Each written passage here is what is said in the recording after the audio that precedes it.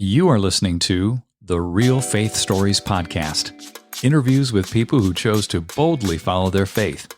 I'm your host, Brian Robinson. Now, let's meet our guest and hear their story.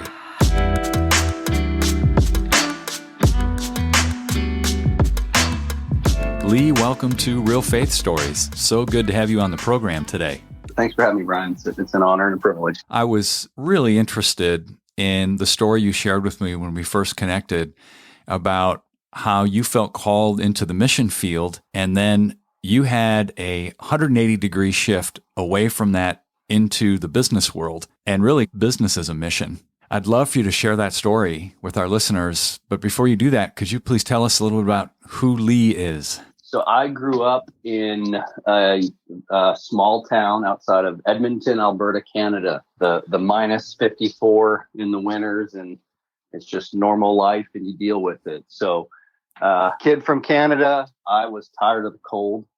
So I was either going to move to Australia and live on the beach and surf, just because I grew up skiing and snowboarding. I loved it. That was my life. But then figured I should probably do something productive with my life. And I met Jesus when I was really got serious when I was about 14, and really just kind of felt called to go do something for him and walk with him and learn how to be a man after his own heart. Mm-hmm. So I left, found a little Bible school on the East Coast in Virginia, and it was only 20 minutes from the beach. And I said, okay, I'll go there.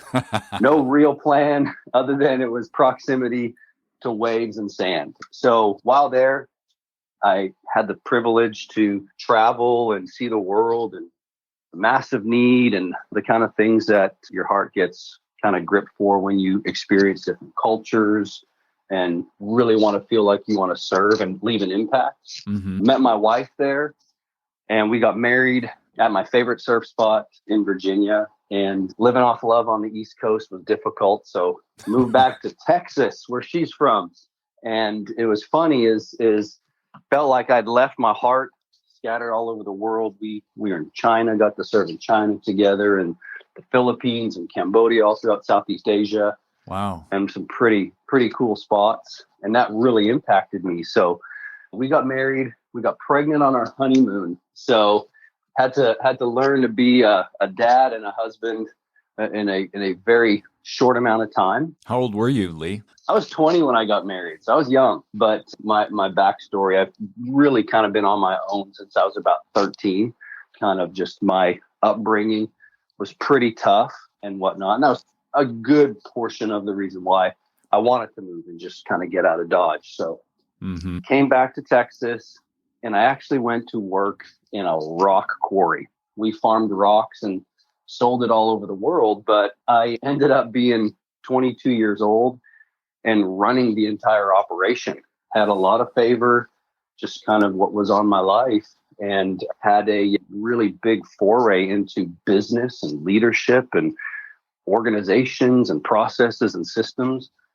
And it was a very successful company, and I loved it. I loved learning about business. And one of the things that I was tasked with was actually writing very significant, substantial checks every month because our company tithed. It was a really interesting concept that was foreign to me, but the gentleman that I worked for was just a great dude, and he loved to give. His generosity was pretty amazing. So the money that we got to give went to friends of ours that my wife and I had met throughout the nations, and we got to support that were having major impact. And these were not little checks to them. This was significant to them because of the scope of the business. Mm-hmm. So there we got to see how the power of business coinciding with mission and vision in ministry was able to have an impact. So long story short, after about 7 years of running the show, my wife and I, we sold everything and joined an organization because that's where we really felt like we were going to have the most impact. And we moved to Eastern Europe, sold my house, sold cars, sold my kids' bikes, everything. They were 6 and 4 at the time. And we moved to Prague in the Czech Republic. Dude, that is massive. What a shift. Yeah, it was a big jump. So in that season, felt like, man, this is it. This is the pinnacle, the apex of following Jesus, laying it all down, getting rid of everything for the kingdom. I'm sure it totally felt that way. It did. And I'll tell you what's funny is the kids' bicycles is what really kind of made it all come into the picture, because I was a bad missionary in the traditional sense. I was there trying to find ways of how do I make a real impact in helping these guys beyond just teaching, preaching, leading worship, the classical sense. They needed businesses. They needed income that would elevate. They needed all kinds of things that, unfortunately, the church has not been able to step in and provide a real solution. And I was poor and I hated it. I wasn't able to take care of my family the way I wanted to. And it was funny is sort of the climax of the whole, like, maybe I'm not supposed to be doing this, was when I actually couldn't buy my kids bikes for Christmas one year. Wow. And it really just hit home that, like, I loved business. I loved being able to provide jobs, provide opportunity for people. And that kind of was that shift. We were talking about 180-degree turns. I think mine was a 180-degree turn. It just took a long time to make. It was like a yacht turning, right? Eventually it's 180 degrees, but it takes a while to get around. Mm-hmm. That was sort of after serving with our organization for a season, was really bad at raising money, and I didn't like it, but I knew how to make money. What was that conversation like, Leigh, with your wife when you couldn't buy the kids bikes for Christmas? You're living in Prague. You've got this desire to raise money to help other people really support themselves there. How was that discussion with her about potentially leaving? Well, there was probably a lot of relief because my poor wife struggled with language. The classic, I speak several languages growing up in Canada. French was sort of a second language. And when your brain's turned on, you learn other languages quickly. Mm-hmm. So Spanish is pretty prevalent, but the people who speak two languages are called bilingual. People who speak three languages are trilingual, but somebody who speaks only one language is called an American. And my poor wife struggled. So the fact that she could probably go back to the deli and order turkey meat without getting looks was a big relief, I'm sure. She embraced the whole idea of coming back to the States, it sounds like. Yeah, what we both did. It was a very mutual, like, hey, maybe this isn't what we were supposed to do. It's interesting, too. You get lots of naysayers, but none of them were willing to sell everything and go. So typical for people on the sidelines. So that was hard, right? There was a lot of, did we miss the boat? Did we fail? You deal with all those emotions, but at the end of it, every success journey I've ever been on is built off failure, but failing forward. What happened next after you moved back? What was your game plan? Yeah, so everything we had basically shipped back on 3 crates. We boxed it all up. We moved everything. What was really cool, we got to give our vehicle away to one of our church planting families. And It was a lot of sadness there because we knew we were making an impact, but it wasn't Emma, my oldest, when we told her teacher and the principal of her Czech public school that she went to, they cried. They were genuinely sad that we had to leave, and our neighbors. So it's like we knew we made an impact for whatever reason we were supposed to be there. Coming back, there was just a renewed vision and focus of, I wanted to build something that was really going to have the same type of effect in the kingdom's eyes, just as much as somebody who felt called to a mud hut in Africa. Sure. And for me, that was building a business. So where did you land and what happened next? Yeah, so we landed in Texas, kind of got sort of introduced. We had nothing. I had more when I first got married than when I came back from the mission field. So that's saying a lot.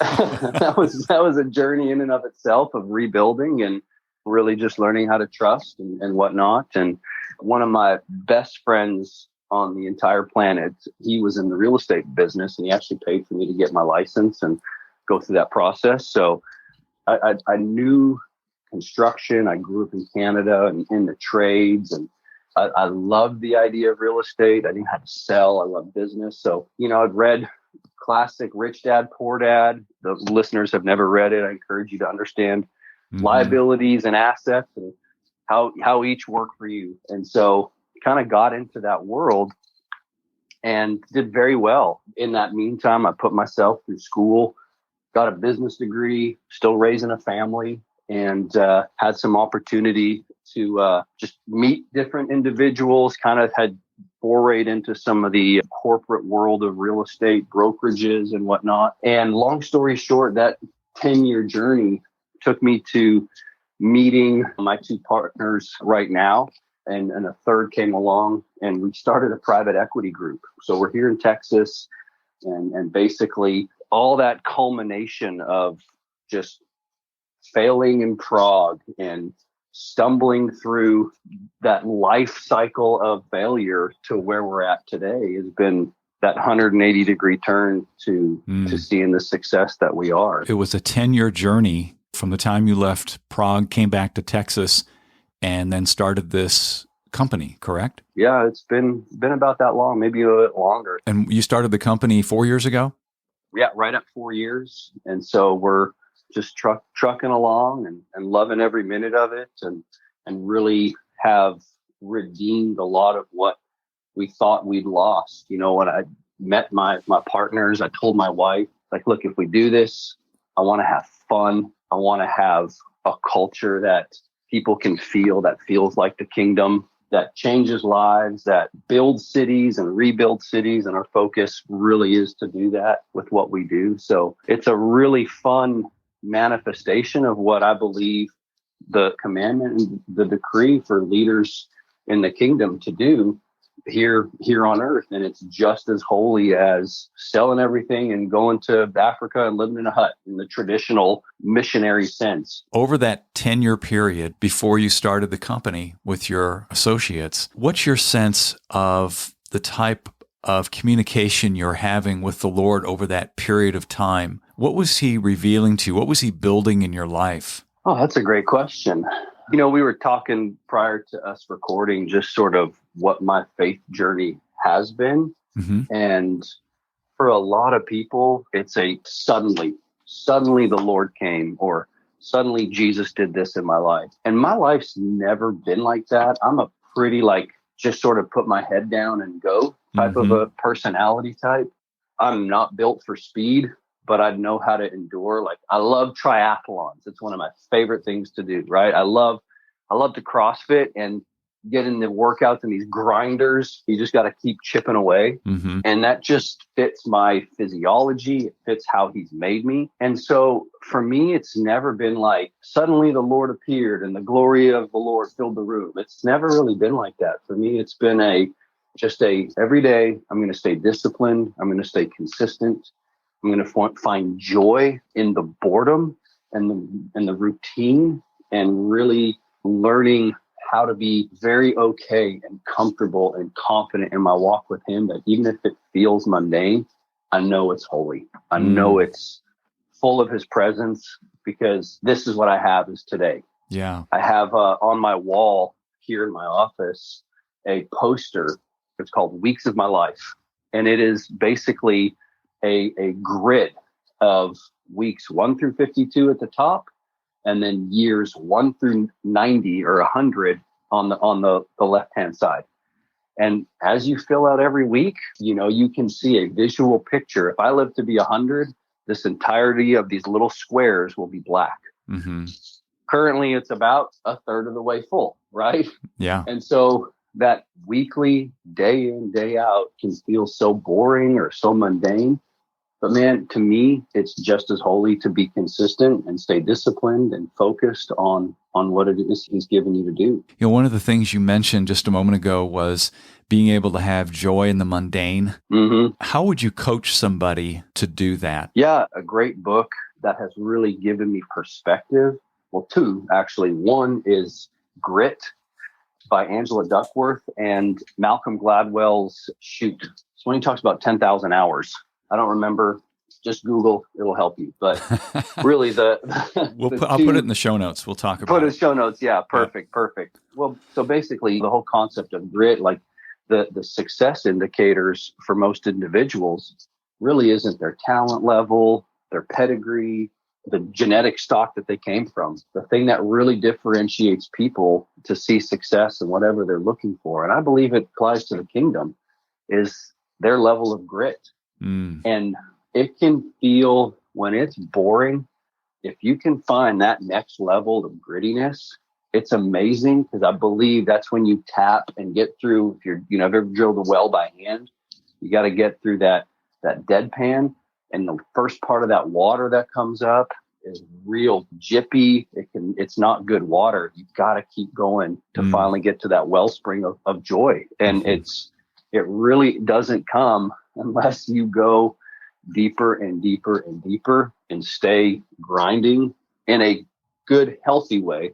And maybe grinding's not the right word, but co-laboring with the Father to see that level of joy come out.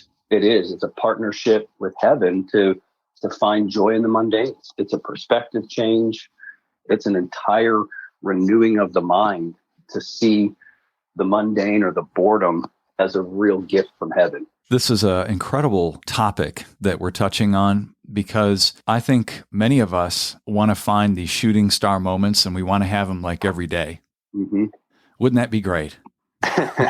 Wouldn't it though, Brian? I mean, it would be awesome. It would be awesome. I'm with you. And just like you said before we started chatting, having fun is something that you said you love. You love to have fun. Sure. So I'm hearing that. On the other side of it is, I keep my head down and I just put one foot in front of the other every day. And I am doing what I believe the Lord has called me to do day after day. And there is something incredibly powerful. It's like the whole analogy of water dripping on a rock, right? Mm-hmm. Over time, it wears the rock away. There's something so profoundly spiritual about that as well, because I believe the Lord deals with us in this way. Let's shift over to what you're doing now. Explain a little bit about the investments that you offer and things that you're doing. I'm amazed at what God has done to grow your business. Thanks for asking. What we do is not complicated in the sense of the approach. Our focus is, so I have a private equity group, and our primary investment is real estate.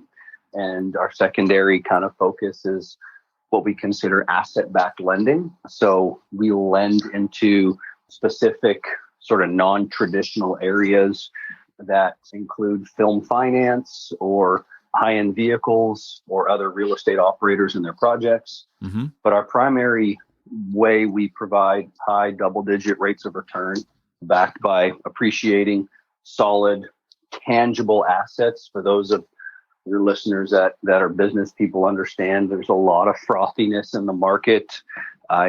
Not a huge believer in Wall Street. Not that there's not great people out there. I don't understand it. So I like to put my money and my resources and help people build wealth on things that I have a whole lot more control over. Mm-hmm. So what we primarily focus on is what 70% of America needs, which is good quality workforce housing. Things that are in the $700 to $1,500 a month rents that no matter what, if it's a boom time or a bust time, somebody needs a place to live. And our focus is we target primarily all off-market single-family portfolios or multifamily buildings that are all off-market in some sort of distressed value-add situation. We're vertically integrated where I have my own property management company, so I collect my own rents, my own construction company, so we handle all the value add. We're able to control the entirety of the process. Yeah. And by our fund structure, we basically take private capital and put that in our equity stack along coupled with our own money. And we go and acquire assets and take them through that process. Real estate to me is the number one way for anybody to become a millionaire in America today. And it's not complicated, but what I have discovered is everybody wants to be a real estate investor until it's time to be a real estate investor. So we provide the benefits of it without the hassle of being a landlord. How much have the tenets of your faith directly impacted the way you're investing and the way you're doing business? Please share. Yeah, absolutely. It's funny you mention that. To me, the Great Commission has two facets, right? Go make disciples of all nations, baptize in the name of the Father, Son, and the Holy Spirit until I come. Mm-hmm. Well, that part until I come shows up in another spot where really kind of resonated with me and how I'm wired a whole lot more than the, hey, move to Prague, do the disciple thing, find people, tell them about Jesus, baptize them, right? Yeah. So Jesus talks about the parable of the talents. A lot of people, understand that as use your talent for God or go ahead and basically make a profit or whatever. But there's also the parable of the minas. Chris Valentin actually had a phenomenal description of the parable of the minas. And one of the verses, I believe it's Luke 19:13, where Jesus says, do business until I come. And to me, that resonated as just as a holy commission as the quote unquote Great Commission when he's ascending into heaven. Wow. And he's basically saying, no, put this money to work until I come. So he, doles it out and he gives it to his subjects. And basically one has 10 and turns it and multiplies it to another 10, right? Mm-hmm. Same thing. Well done, my good servant. The master tells him, he says, you can have authority not over 10 more talents, but 10 cities. Yeah. And it was interesting is that whole concept to me was like, if I can show trustworthiness with money by multiplying money, that in essence allows me not to basically create more wealth, but gives me authority over cities. Mm. And the way that I focus our business, to answer your question, is because of the track record of success and the way that we take money and multiply, not money for the sake of multiplying money's sake. Like, yes, I have a fiduciary to handle and steward other people's resources well, Mm-hmm. but inadvertently, I generate authority over cities. And to me, that has so much more impact than I ever could by being a quote unquote traditional missionary. The business owners, the leaders in that community that are, listen to your regular listeners need to know and understand that their primary tenant isn't to go make money just for the sake of making money, but it's to generate authority over cities. And specifically what we do by providing quality, safe, affordable, what we consider workforce housing is in essence creates community that we provide the boundaries and the structures for people to experience that in every one of our communities or homes. So I'm trying to wrap my mind around the authority piece over cities. In a practical sense, how does that play out day to day when you are able to be very wise with your investing and then the Lord's like, I'll give you authority over these 10 cities? What does that actually mean? Yeah, it's a great question. It means because I add value to the city, I get a seat at Potiphar's table. As a Joseph who has the authority because of what it is we're able to do with the skills and the talents. And it's not just me. I've got an amazing team. Like my team is world class. And that's really, to me, the greatest testament is taking a bunch of different random people and turning it into a world-class team. But it allows me as the leader and the voice, is that authority gives me a voice at that table. I meet with mayors of cities. We meet with business development councils. We meet with, individuals who have been elected to be voices for the representatives of the people. My influence is positive towards helping build sustainable communities, solving massive needs. We get to, my people that are on the ground bring me stuff all the time of, hey, there's this family, they've been living in their car, single mom, they got 3 kids, they've been living in their car for 9 months. Oh man. They're finally on their feet. Can we get them some bedding? Can we get them some this? Man, absolutely. Like, we may not be able to do that for everybody, but that one individual is just as important to the overall fabric of the city as the next guy. We just know we get to help where we are, where we can, with part of our goal as a company and our mission vision values, is working with single moms who are in abusive relationships to get them out of that into sustainable quality housing to allow them to be great parents, good role models. And it all starts with the home. So redeeming that, giving opportunity for that to flourish for people is really our underlying focus. What is the name of your business, by the way? It's called Key City Capital. I love it. So you're literally impacting culture. That's it. That's the essence of what God is doing through this thing. It's very powerful. 100%. I have a friend of mine who has a ministry to business people, and he says, what I try to get CEOs to see is that they are 5-day-a-week pastors, and their flock, as it were, are the people that work with him. And the influence that a CEO has during the week is vastly superior, potentially, right, to what they'll experience an hour or two at church on Sunday. Now, that's not to put down at all or minimize what pastors are doing.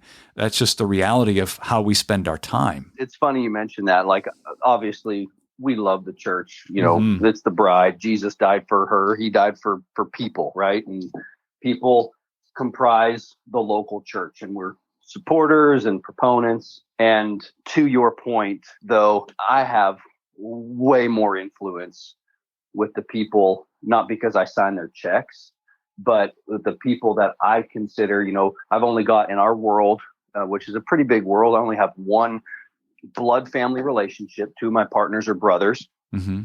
And that's always a fun dynamic and whatnot, if you've ever been in a family business. And then my unbelievable VP of operations, she's married to one of my project construction managers. So other than that, none of us are related. So it's not a family business. And if any of your listeners are involved in family business, that's always a fun dynamic to navigate. But what I say we are is a business family. And I spend more time with these people than I do with my own family, just because of the nature of the American work week, right? Yeah. And so we experience as a family all the underlyings, the cultural underlyings, the dynamics of family that really actually create more homogeny and connection than I've actually ever experienced in a local church. And it allows us to go to deeper levels of connection, deeper levels of success and failure than I've had in any other setting. Mm-hmm. And it's really fun to see and walk people through that, coach my people through that, to allow them to realize their biggest dreams, goals, and desires, and know you get to play a part of that. As you interface with investors and people outside the organization, what do you find yourself most often sharing in terms of advice? I think when it comes to investors, if anybody's ever been in a position where there's an exchange of money for value, the advice maybe isn't necessarily advice given to them, but it really is the advice I give to my people of, we live very transparently. This is who we are. This is what we do. And if you're going to ride on this bus, this is the culture code. This is how we adhere to show the world that this is the journey that this bus is on. Mm-hmm. If you want to be a partaker, man, it's amazing. It's the magic school bus. It just adds seats to those who want to ride. If you don't want to ride, man, there's an off-ramp, and we will gladly say, man, we bless you. Have a great life. Go on it, whether it's people in my organization or investors. But the reality of it is that the bus is headed in this direction, and making sure to be very clear that this is what we do, this is who we are, and this is the problem that we can solve for you. And that really, I think, more than anything, encapsulates just being who we are, more than sort of the advice of saying what we say. Mm-hmm. And it allows us to really just stay true to what we're good at, what we're great at, and how we can help you in the journey that you're on. It reminds me of really the basic marketing tenet that your statement of belief, your statement of purpose is either going to attract and magnetize or it's going to repel. That's it. Which is what you want. You don't want people aligned that are not supposed to be aligned. That's it. Yeah. That's great. As we finish up here, Leigh, I'd love to have you pray for our listeners, please, if you would. Oh, man, it'd be my joy. Yeah, absolutely. Father, thank you for Brian. Thank you for his platform. Thank you for the lives that he's touching and reaching. Thank you, Jesus, that the voice of being able to share stories and how story impacts hearts and minds for good, that you've really just put a trumpet to Brian's mouth to help proclaim that. And the people that he's met and the unbelievable, successful business owners and leaders and community members that just really champion that cause. Father, thanks for the ears that this goes to, that it would not go into hard ground, that something that is said today or on other podcasts would just soften the hearts of everybody who hears. Thank you, God, for all of the success and failures that each of these business owners and listeners have gone through, that it just is a part of the story that you're continually writing until all the weeks of our lives are fulfilled. Thank you that the impact that everybody makes, whether small or big, resonates so much for the kingdom. Whether it's 5 minas, 10 minas, 1 mina, but that each to our own capacity and ability is able to make a difference, to bring honor and glory to you. Thanks that you love us.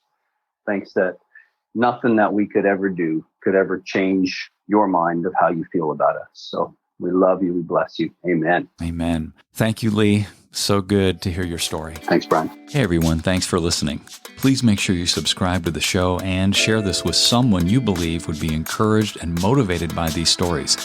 Until next time, I'm Brian Robinson, reminding you that the greatest decision you could ever make is to ask Jesus Christ to become the Lord of your life. If you haven't done that, read Romans chapter 10, verses 9 through 11. Thanks again for listening.